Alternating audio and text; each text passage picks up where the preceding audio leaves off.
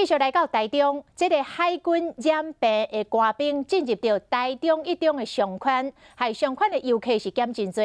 位于上宽边仔的台中科技大学，嘛根据着确诊个案的卡热，要求共迄个时间伫上宽做线工的学生，爱来隔离14天。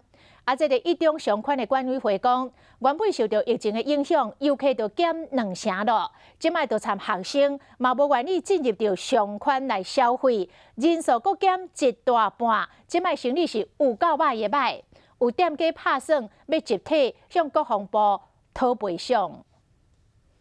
原本热闹的一中上宽已经看不到过去的人潮，你是学生唔敢来买物件，暗时游客数量阁减一半，店家讲生意真歹做。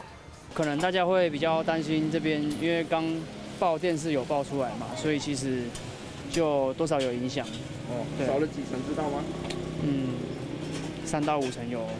管委会讲，原本受疫情影响，游客已经减少2-3成，即马阁有攀照价，有检疫的官兵来2间超商买物件，甲入去商场便所，引起业者不满，拍算向军方要求赔偿。当然是有些商家是很生气，说这唔得叫国赔。除了业者受到影响，因为上宽内有台中一中、台中科大2间学校，为了防疫，台中科大根据确诊个案的轻重，要求伫4月18早时11点到下晡2点半时间伫范围内临时工的学生爱请假14天，不准到学校。总共有100位学生受到影响，但受人认为明明无甲确诊者接触，佫要求请假，甚至被迫搬离开宿舍，不合理。不大合理，觉得已经那么多学生要自主管理的话，就不如整个学校直接线上课程。另外，伫相关正中的台中一中有88位学生，目前拢是要求因加强自主健康管理，并无禁止因来学校上课。